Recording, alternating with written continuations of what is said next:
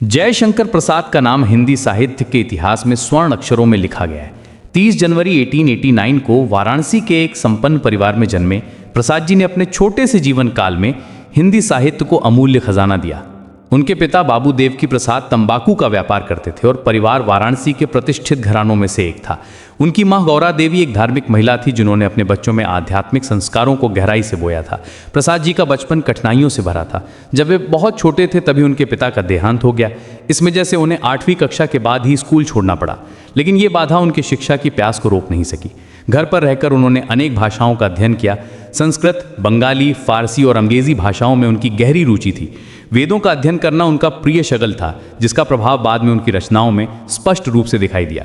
वाराणसी के पारंपरिक माहौल में रहते हुए उन्होंने भारतीय दर्शन और संस्कृति की जड़ों को समझा, जो आगे चलकर उनकी रचनाओं की आत्मा बना। साहित्य की दुनिया में प्रसाद जी का प्रवेश कविता से हुआ। शुरुआत में वे कमलाधर के नाम से लिखते थे। उनका पहला काव्य संग्रह चित्राधार 1910 में प्रकाशित हुआ था, जो ब्रज भाषा में लिखा गया था। धीरे धीरे उन्होंने खड़ी बोली हिंदी को अपनाया और छायावाद आंदोलन के प्रमुख स्तंभ बने। सुमित्रा नंदन पंत, महादेवी वर्मा और सूर्यकांत त्रिपाठी निराला के साथ मिलकर वे छायावाद के 4 स्तंभों में गिने जाते हैं। ये आंदोलन हिंदी साहित्य में एक नया मोड़ था, जिसने परंपरागत कविता की सीमाओं को तोड़कर भावनाओं और कल्पना को नई उड़ान दी।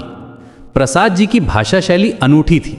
उन्होंने अपनी रचनाओं में फारसी शब्दों का प्रयोग कम किया और संस्कृत के तत्सम और तद्भव शब्दों को प्राथमिकता दी। उनकी कविताओं में प्रेम, प्रकृति, राष्ट्रीयता और दर्शन के विषय मिलते हैं। आंसू, लहर, झरना जैसे उनके काव्य संग्रह हिंदी साहित्य की अमूल्य निधि हैं। उनकी कविताओं में एक खास तरह की संगीतमयता है, जो पाठकों के मन में गहरी छाप छोड़ती है। प्रकृति के चित्रण में वे बेजोड़ थे और उनकी कविताओं में भारतीय संस्कृति का गौरव झलकता था। कामायनी जयशंकर प्रसाद जी की सबसे प्रसिद्ध कृति है। 1935 में प्रकाशित ये महाकाव्य मानव सभ्यता के विकास की गाथा कहता है। इसमें मनु मानव मन का प्रतीक है, श्रद्धा प्रेम की देवी है और ईड़ा बुद्धि का प्रतिनिधित्व करती है।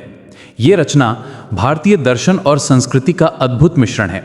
कामायनी में प्रसाद जी ने मानवीय भावनाओं के संघर्ष को दिखाया है।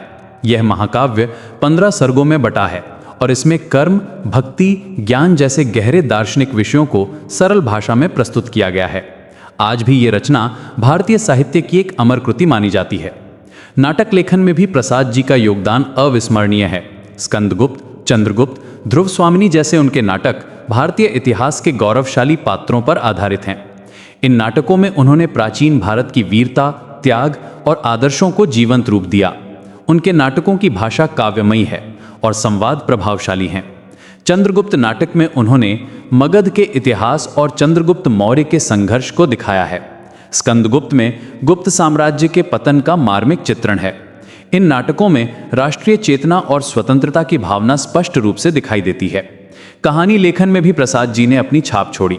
ममता, आकाशदीप, पुरस्कार जैसी उनकी कहानियां मानवीय संवेदनाओं को गहराई से चित्रित करती हैं। तितली और कंकाल उनके प्रसिद्ध उपन्यास हैं, जो सामाजिक समस्याओं पर प्रकाश डालते हैं। उनकी कहानियों में ऐतिहासिक, पौराणिक और समसामयिक विषयों का सुंदर मिश्रण मिलता है। छोटा जादूगर जैसी कहानियां आज भी बच्चों और बड़ों दोनों के बीच लोकप्रिय हैं। प्रसाद जी का व्यक्तित्व बहुआयामी था। वे शतरंज खेलने के शौकीन थे और बागबानी में रुचि रखते थे। आध्यात्म में उनकी गहरी आस्था थी। रामकृष्ण परमहंस और स्वामी विवेकानंद के विचारों से वे प्रभावित थे। उनका विवाह राजवंशी देवी से हुआ था और उनके 4 बच्चे थे। घर में वे एक प्रेमी पिता और समझदार पति थे।